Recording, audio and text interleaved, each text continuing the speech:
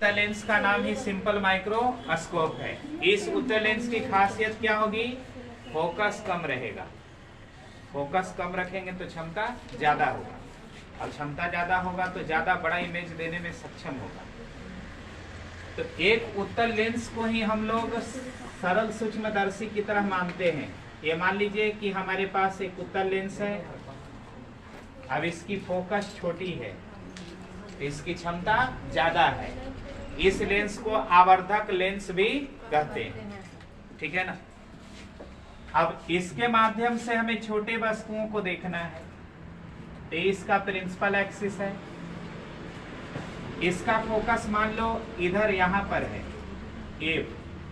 अच्छा, इधर भी फोकस होगा, इधर भी फोकस होगा। वन फोकस को हम लोग डिस्क्राइब करेंगे। जिस छोटा वस्तु को देखना हो उस वस्तु को इसके फोकस के अंदर रखना होगा, लेंस के फोकस के अंदर रखना होगा। तो मान लीजिए ये एक छोटा सा वस्तु है, अब इसको हम देखना चाहते हैं। वस्तु का नाम हम अपने तरफ से लिख देंगे ए बी।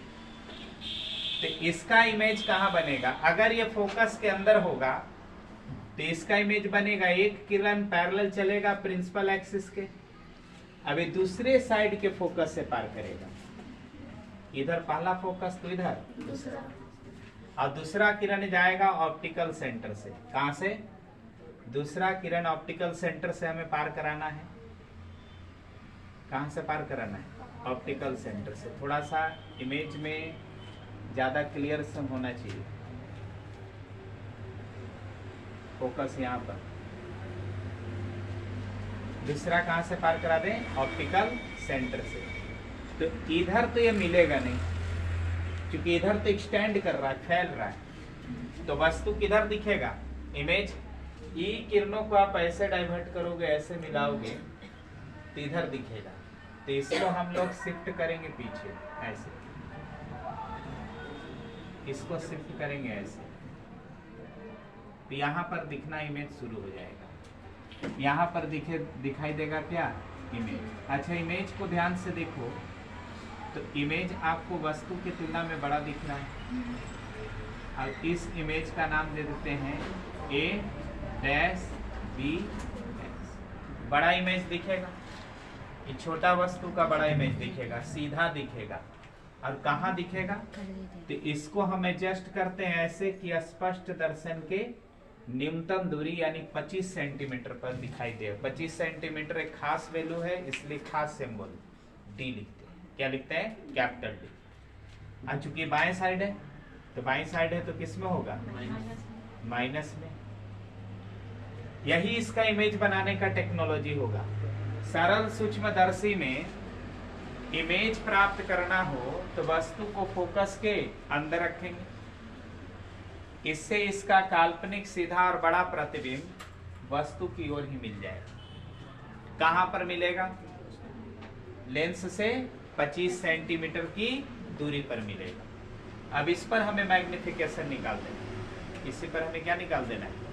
मैग्निफिकेशन के सिंपल माइक्रोस्कोप में क्या होता है? सबसे पहले तो सिंपल माइक्रोस्कोप का डेफिनेशन आपको लिखना होगा, 2-4 लाइन लिखना कि सरल सूक्ष्मदर्शी वास्तव में एक उत्तल लेंस को ही कहा जाता है।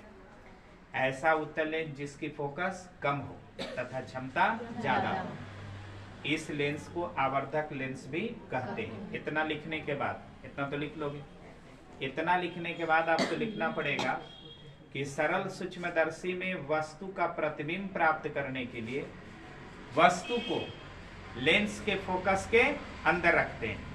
ऐसा करने से क्या होता है? तो इसका काल्पनिक सीधा और बड़ा प्रतिबिंब कहाँ प्राप्त होता है? स्पष्ट दर्शन के न्यूनतम दूरी पर। अच्छा, ए वाला वस्तु की दूरी को आप अपनी इच्छा से मान सकते हैं x, लेकिन किस में? माइनस में, बाएं तरफ में, ठीक है।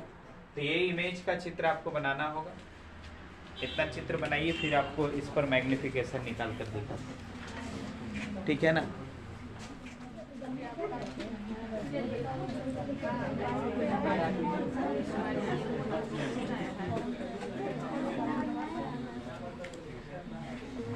फिगर ड्रॉ कर लिए। अब इसका मैग्निफिकेशन लिखना है। दो चार लाइन लिखने के लिए था, लिखे आप लोग? दो चार लाइन केवल लिखना है, चलो लिखवा देते हैं, लिख लो। सरल सूक्ष्मदर्शी एक प्रकार के उत्तल लेंस को ही कहा जाता है। सरल सूक्ष्मदर्शी एक प्रकार का उत्तल लेंस को ही कहा जाता है।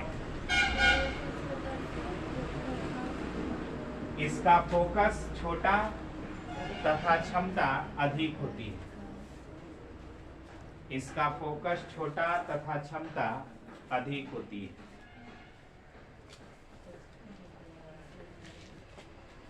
फोकस छोटा तथा क्षमता अधिक होती है। फोकस छोटा तथा क्षमता अधिक होती है।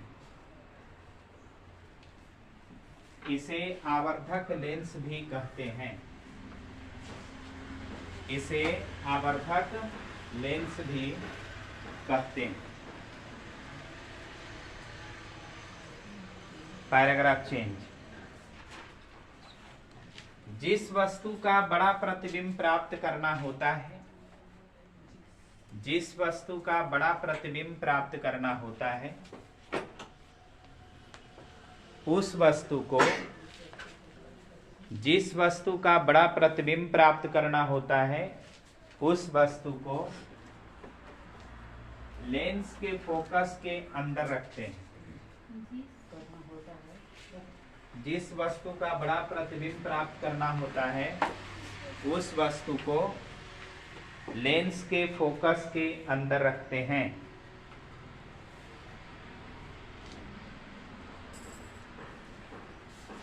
और इसको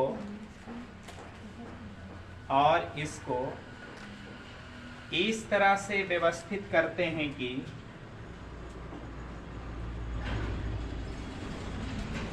इसको इस तरह से व्यवस्थित करते हैं कि इसका काल्पनिक सीधा और बड़ा प्रतिबिंब, इस तरह से व्यवस्थित करते हैं कि इसका काल्पनिक सीधा और बड़ा प्रतिबिंब, काल्पनिक सीधा और बड़ा प्रतिबिंब स्पष्ट दर्शन के न्यूनतम दूरी पर प्राप्त हो। काल्पनिक सीधा और बड़ा प्रतिबिंब स्पष्ट दर्शन के न्यूनतम दूरी पर प्राप्त हो। काल्पनिक सीधा और कैसा प्रतिबिंब? बड़ा प्रतिबिंब। कहाँ बनना चाहिए? 25 सेंटीमीटर के डिस्टेंस पर। अभी हमें बताओ, रुक जाओ, लिखना खत्म करो। इसमें वस्तु की दूरी बोलिए। ऐसे तो दूरी बोला जाता है प्लस में, लेकिन पोजीशन बोलिए -x। प्रतिबिंब का पोजीशन बोलिए -x। u का मान कितना रखेंगे? u कितना रखिएगा? -x। v कितना रखिएगा? -d। e और v आप चुन लिए ना। चलिए u और v हम जब पूछेंगे तो आप बिना चित्र के भी बता सकते हैं ना। अब चित्र की जरूरत नहीं है, इसको हम डिलीट कर देते हैं। और देखो कितना सरलता से मैग्निफिकेशन को निकाल लेते हैं। तो by definition of magnification, magnification निकालना चाहते हैं आप? क्या निकालना चाहते हैं? तो मैग्निफिकेशन कोई भी लेंस का आप निकालना चाहते हैं तो मैग्निफिकेशन लेंस में हमने आपको पढ़ाया है m बराबर v/u। दर्पण में होता तो -v/u। एकरा में कौन चीज? दोनों में फर्क है। v का मान रखिए, अब इसका मान रखिए, तो माइनस माइनस कट गया। m बराबर कितना? d/x। ये m का फॉर्मूला d/x आया। देखो कोई भी लेंस की पूरी कहानी उसके फोकस पर डिपेंड करती है। जब तक लेंस का फोकस फॉर्मूले में नहीं आया तब तक मान लेना फॉर्मूला कंप्लीट नहीं। तो क्या लेंस के फोकस फॉर्मूले में आ रहा है? तो अभी फॉर्मूला हमारा कंप्लीट नहीं। अभी हमारा फॉर्मूला कंप्लीट नहीं। क्या करेंगे? बाय लेंस फॉर्मूला लगाएंगे। क्या लगाएंगे? Lens formula. और लेंस फार्मूला जब आप लगाइएगा तो यही फार्मूला लगाइएगा, 1/v minus 1/u equal to 1/f रखोगे ना। अच्छा, v का मान कितना रखना है? -d। बोले हैं u का मान कितना रखना है? -x। v का मान कितना रखना है? -d। ये वाला तो बात आपको याद रखना ही चाहिए, ठीक है ना। अब v का मान रखिए, कितना रखोगे? -d -1/-x बराबर 1/f, ठीक है। यहाँ बोलिए क्या हो गया? 1/-d प्लस 1/x, सही है ना। माइनस माइनस क्या हो गया? प्लस बराबर 1/f। d से दोनों साइड गुना कर दो, राइट साइड और, तो d से इसमें गुना होगा तो -1 हो जाएगा, d कट जाएगा -1। यहाँ बोलिए d/x, यहाँ बोलिए d/f। अब हमें बताओ -1 उधर जाएगा तो +1, तो d/x बराबर कितना? d/x बराबर 1 प्लस d/f। अब हमें बताओ d/x को क्या लिखना चाहिए? d/x को हम क्या लिख रहे हैं? m। तो m बराबर फार्मूला जो हो गया 1 प्लस d/f। सरल सूक्ष्मदर्शी में आवर्धन इतना ही होता है। सिंपल माइक्रोस्कोप में मैग्निफिकेशन का formula 1 plus d/। Compound microscope के बारे में 2-4 लाइन लिखना पड़ेगा। क्या क्या लिखिएगा?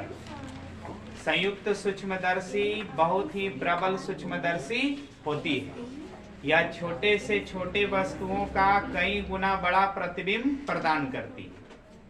इतना तो आप लिख सकते हैं। इतना लिखने के बाद इसकी बनावट समझना है। तो देखो बनावट और प्रतिबिंब कैसे होता है। इसमें 2 गो समाक्षीय उत्तल लेंस रहेगा। के गो?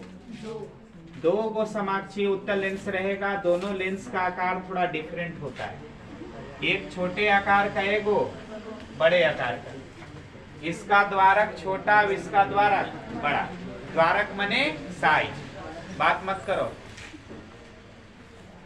पढ़ने आयो तो सिर्फ पढ़ने आओ, और नहीं पढ़ने आना है तो बिल्कुल मत आओ, चूंकि अपने जिंदगी के साथ मत खेलो। रोने का टाइम आने वाला है। 1.5 महीना बाद तुम्हारी औकात सामने आ जाएगी।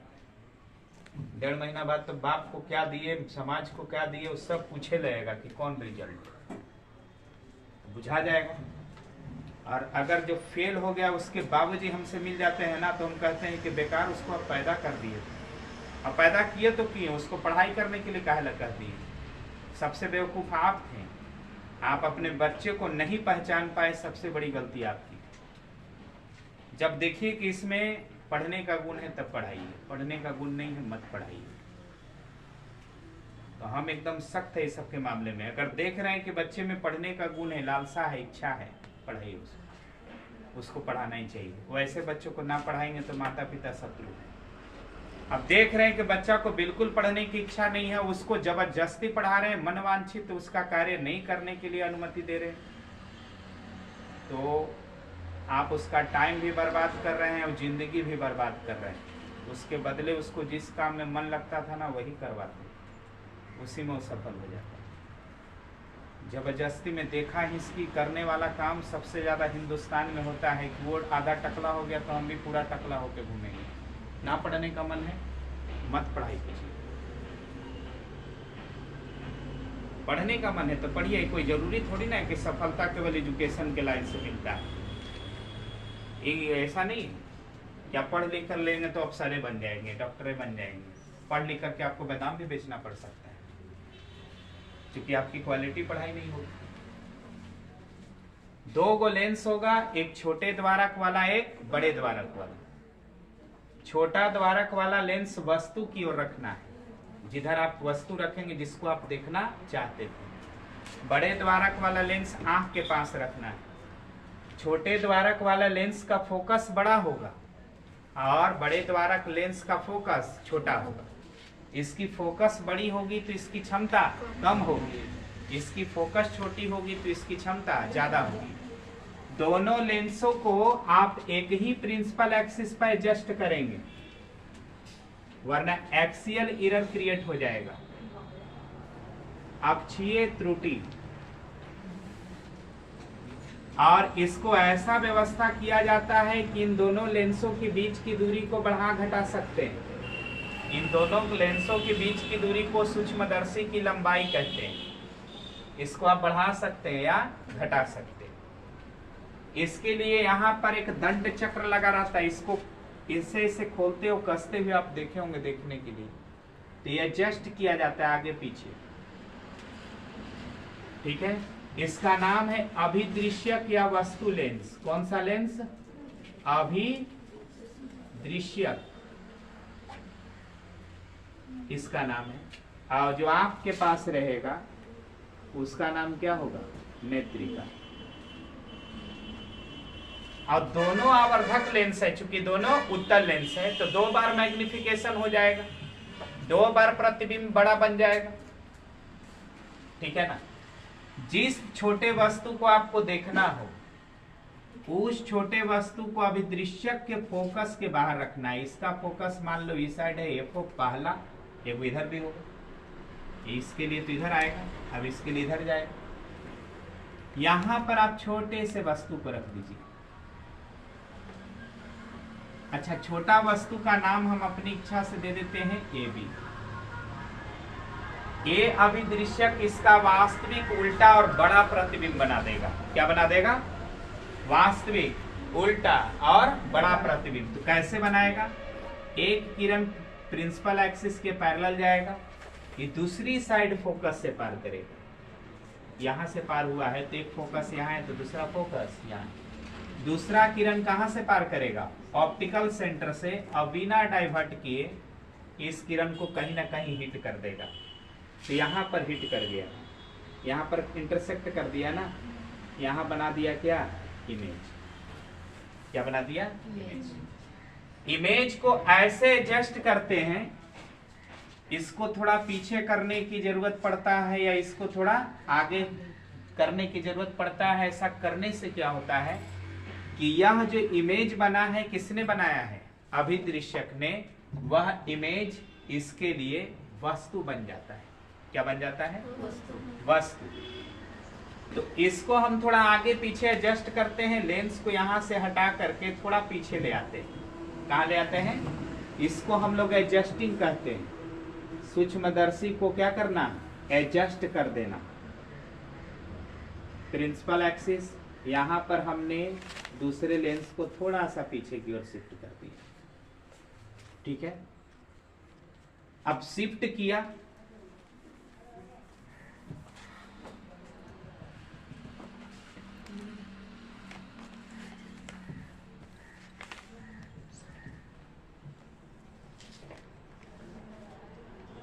ठीक है ना, शिफ्ट किया पीछे की। कौन सा लेंस था ये? नेत्रिका। कहां रहेगा? आपकी आंख के पास। एक लेंस यहाँ, एक लेंस यहाँ, यहाँ वाला लेंस की बात कर रहा हूं जो आंख के पास है, उसकी बात कर रहा हूं। इसका नाम होता है नेत्रिका। ऑब्जेक्टिव लेंस इसको कहते हैं, इसको आई पीस वगैरह बोलते हैं। ई से दिखाएंगे, E for eye, O for object, याद रहेगा। अच्छा, यहां से जो पैरेलल किरण जाएगा इससे टकराएगा, ये दूसरे साइड फोकस से पार कर जाएगा। दूसरा किरण तो ऑप्टिकल सेंटर से सीधा निकल जाता है। तो इधर आप ध्यान से देखो तो फैल रहा है किरण, इधर मिलने की कोई संभावना नहीं। इसको हम अगर पीछे की ओर डाइवर्ट करें तो एक काल्पनिक प्रतिबिंब दिखेगा। इसको पीछे की ओर डाइवर्ट करना है। पीछे की ओर डाइवर्ट करेंगे तो कहीं ना कहीं ये दोनों किरणें मिलेंगे, और मिलेंगे तो इमेज बना देंगे यहां पर। तो यहां पर हम मान लेते हैं कि इमेज बन रहा है। थोड़ा और आगे बढ़ाते हैं, यहां पर क्या बन गया? इमेज। अच्छा, ए वस्तु का प्रतिबिंब यहां बना ए डैश बी डैश, देख रहे हो ना। अब इसका दोबारा इमेज बना कौन सा? A double dash B double dash. तो अब हमें बताओ कौन सा किरण आपकी आंखों में जाएगा? ये किरण आपकी आंखों में जाएगा, ये किरण जो आपकी आंखों में प्रवेश करेगा वो आपको लगेगा कि इमेज इतना बड़ा है, यानी इतनी छोटी वस्तु है। अब इसका इमेज कितना बड़ा दिखेगा? बहुत बड़ा दिख रहा है ना। छोटी वस्तु का बहुत बड़ा इमेज बनाएगा कंपाउंड माइक्रोस्कोप। यही डायग्राम है इसका। डायग्राम में क्या याद रखना है? अभिदृश्यक से बना प्रतिबिंब नेत्रिका के लिए क्या बन गई? वस्तु।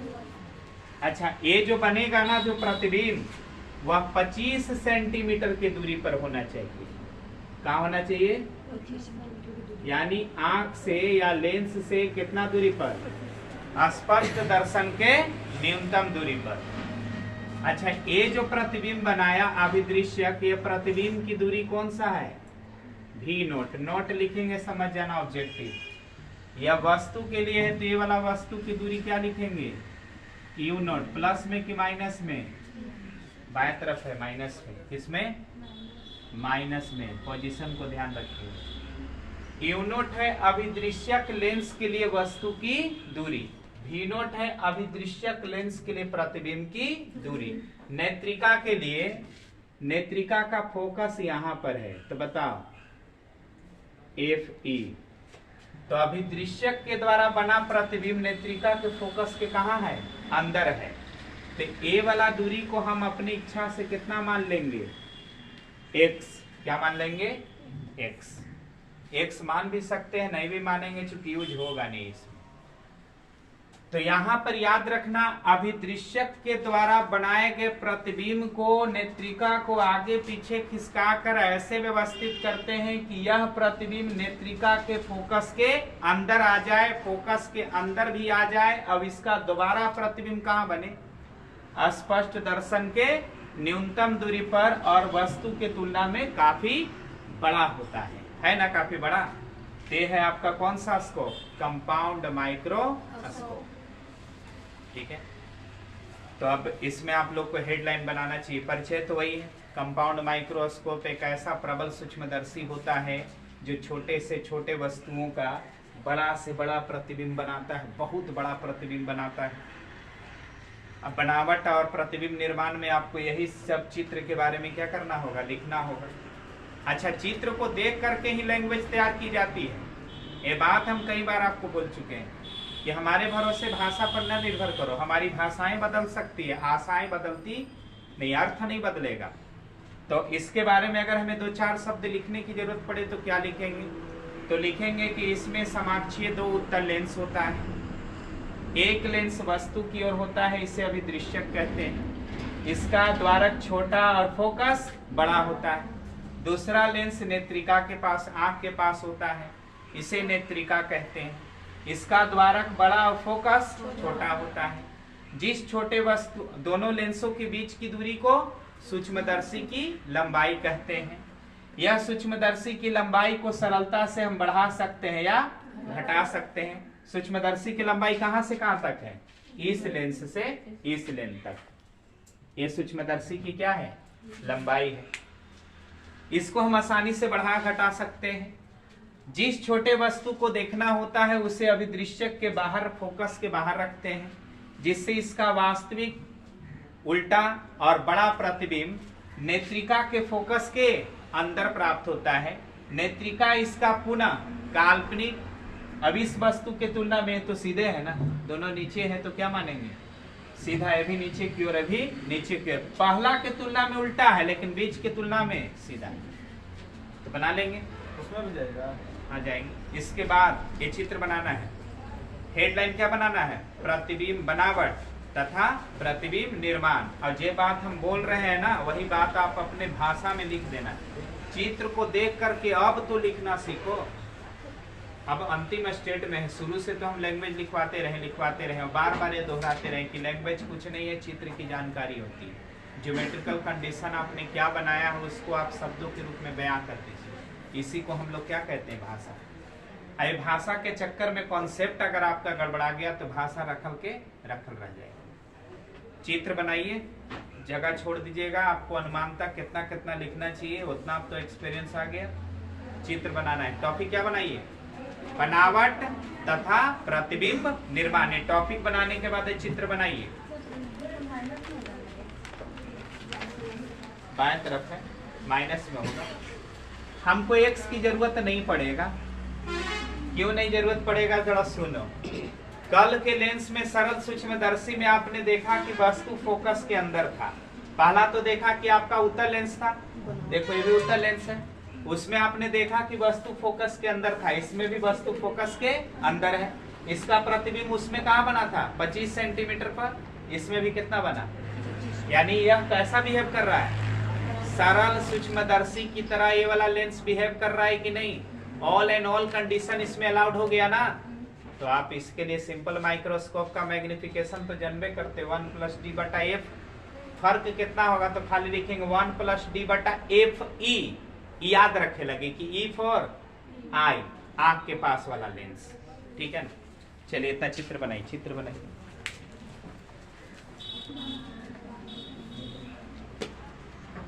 रुक जाइए, चित्र बाद में बनाइएगा। आप ही लोग बताओ, अगर मान लो नॉर्मली सोचिए, नॉर्मली सोचोगे ज्यादा क्लियर होगा रिजल्ट।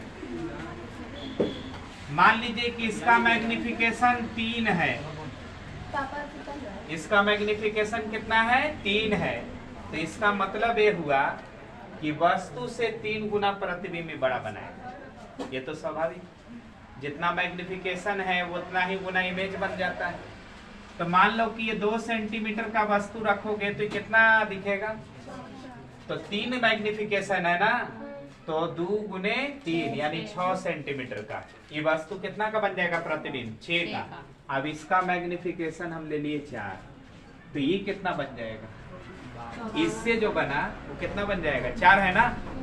तो बताइए ये कितना बन गया, बोलो 6, और 6 का 4 गुना कितना, 24 गुना इमेज हो गया।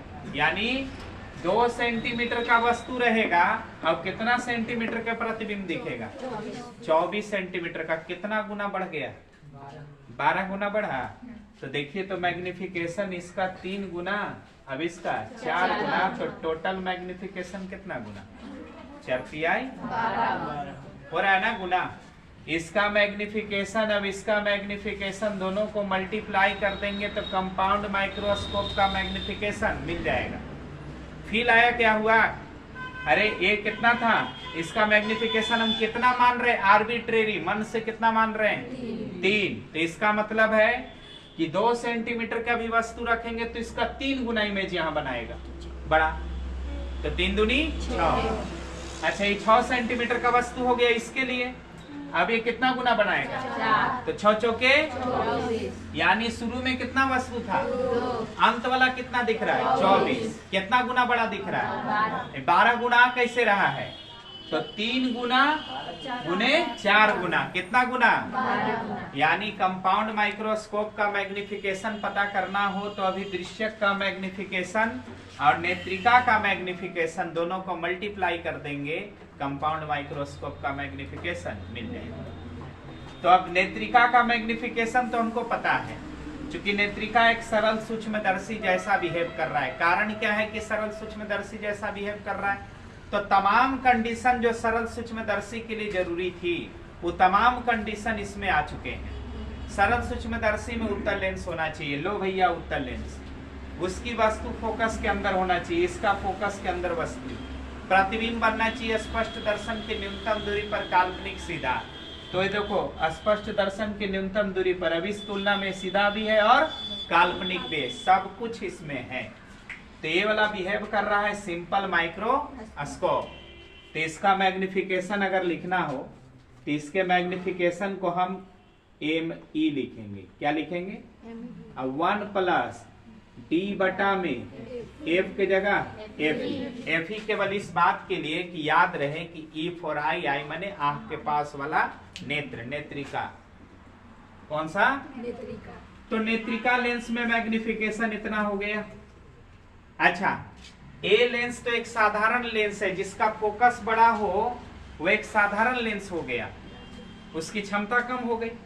तो क्षमता कम हो गई तो साधारण लेंस, और साधारण लेंस के लिए मैग्निफिकेशन के लिए फार्मूला V/U। तो इसके लिए अगर मैग्निफिकेशन मानोगे तो क्या मानोगे, किसके लिए, इसके लिए MO के लिए। चित्र थोड़ा सा यहाँ पर हम साफ कर रहे हैं। इसके लिए मैग्निफिकेशन कितना मानोगे, MO। अब इसके लिए फार्मूला बोलो प्रतिबिंब कितना पर, भी नोट पर, वस्तु किस पर, तो प्रतिबिंब की दूरी से वस्तु की दूरी को डिवाइड किया जाता है v बटा u। तो बोलिए भी नोट बटा में माइनस नीचे न रख के ऊपर रखना चाहिए। तो हमारे पास अभिदृश्यक लेंस की मैग्निफिकेशन कितनी आ गई, माइनस भी नोट बटा में, और नेत्रिका का 1 प्लस डी बटा में एफ ई। तब बता दीजिए पूरे माइक्रोस्कोप का मैग्निफिकेशन एमओ इंटू एमई। ये प्रूफ भी किया जाता है ज्यामिति से त्रिभुज वगैरह लेकर के, लेकिन जब लॉजिकली ये सिंपली प्रूफ हो रहा है तो कहा लगे उतना लंबा चौड़ा कार्यक्रम करें। एमओ इंटू एमई, एमओ का मान यहाँ रख दीजिएगा, एमई का मान यहाँ रख दीजिएगा, फार्मूला बन गया। फार्मूला क्या हो गया, बन गया। लेकिन याद करो मैंने इससे पहले बताया कि जब तक लेंस का फोकस फार्मूले में शामिल नहीं हुआ तब तक पूरा फार्मूला कंप्लीट। तो अच्छा ये जो आप फार्मूला बनाइएगा तो एमओ वाला में तो माइनस भी बटा यू नोट होगा, इसका फोकस इसमें आएगा नहीं आएगा। ई वाला का तो फोकस आ गया है 1 प्लस डी बटा एफ। फोकस का आना ही लेंस का आना माना जाएगा, क्योंकि लेंस के पास कुछ है नहीं, उसका फोकस ही है। तो इसका तो ठीक है, इसका ठीक नहीं है। इसको हम क्या करेंगे, अभिदृश्यक लेंस के लिए वस्तु मानेंगे माइनस यू नोट पर, प्रतिबिंब मानेंगे भी नोट पर, यू नोट और व्यू नोट के माध्यम से हम एफ नोट निकाल देंगे। एफ नोट निकालने का मतलब अभिदृश्यक का फोकस दूरी, नोट लगा है 0 लगा है तो अभिदृश्यक, ई लगा है तो नेत्रिका। तो हमारे पास एक फार्मूला आ जाएगा, इसमें कोई डाउट नहीं कि एक फार्मूला दोनों के मदद से कौन आ जाएगा। चित्र पूरा बना लिया है ना। अच्छा चित्र तो यूट्यूब में भी चला जाएगा, आप लोग को अगर चित्र में दिक्कत होगा तो देख लीजिएगा, इसीलिए बना दे रहे हैं क्योंकि रे डायग्राम बहुत खतरनाक लगता है। एमओ, एमओ कितना रखे, माइनस भी नोट बटा में यू नोट, यहाँ बोलिए 1 प्लस डी बटा में एफ। कोई डाउट। एम बराबर मैग्निफिकेशन कितना मिलकर आ गया, माइनस भी नोट बटा में यू नोट 1 प्लस डी बटा में एफ ही। अब इस फॉर्मूले को और भी चेंज करेंगे, ऐसा चेंज करेंगे कि इसका फोकस भी इसके स्थान पर आ जाए। अब आपको काम करना क्या है, u का मान कितना रखना है, माइनस यू नोट, v का मान कितना रखना है, v नोट। अब एफ के जगह पर आपको निकाल लेना है एफ नोट। लेंस सूत्र लगाइएगा, और लेंस सूत्र लगा दीजिएगा तो भैया एफ नोट का रिलेशन आपको मिल जाएगा।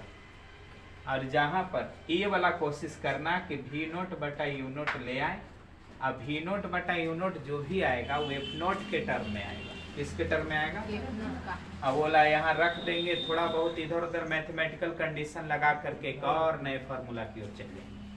मुख्य फार्मूला, बेसिक और फंडामेंटल फार्मूला यहाँ है। इसके बाद और भी जो फार्मूले बनेंगे वो इंटरमीडिएट सूत्र होते हैं, बीच में आने वाले सूत्र। काम कर लीजिएगा। मैग्निफिकेशन क्या लिखिएगा, लैंग्वेज। चित्र बना लिए हो ना, चित्र बना लिए हैं, काफी है। चित्र के बाद लैंग्वेज भी आपको लिखना है। अब हम लैंग्वेज वगैरह नहीं लिखवाएंगे क्योंकि अब आपको माइंड ओपन करना ही होगा, कोई मौका नहीं है 1.25 महीना, इसके अलावा नहीं। तो 1.25 महीना में भी आप अपने आप को नहीं जगाओगे तो विलंब हो जाएगा, फिर जाग के क्या करोगे, प्रायश्चित। तो अब आपको एग्रेशन करना है, अपने आप को पहचानना है, अपने कॉन्फिडेंस को जगा करके एकदम। चित्र से लैंग्वेज तैयार करना एक आर्टिफिशियल कला होती है जो प्रैक्टिस से आ जाता है। इसको हम लोग बोलते हैं, ऐसे भी कहते हैं, कोई शब्द से चित्र को बयां करता है। कभी सब लेखक वो सब करते हैं ना, तो हम लोग लेखक तो नहीं है लेकिन इतना तो कर सकते हैं कि चित्र के बारे में हम समझा सकते हैं लिख लिख के कि ये है वो है, इन्ने लाइन है उन्ने लाइन है, ट्रायंगल है वो ट्रायंगल, ये सब तो हम कर सकते हैं। लैंग्वेज त्रुटि हो जाए कोई दिक्कत नहीं है, साइंस में उतना नहीं चलता है। लैंग्वेज से ज़्यादा उसमें क्या कहना चाहते हैं वो ज़्यादा इम्पोर्टेंट है। ग्रामेटिकली एरर उतना नहीं आपको क्रिटिसाइज किया जाएगा।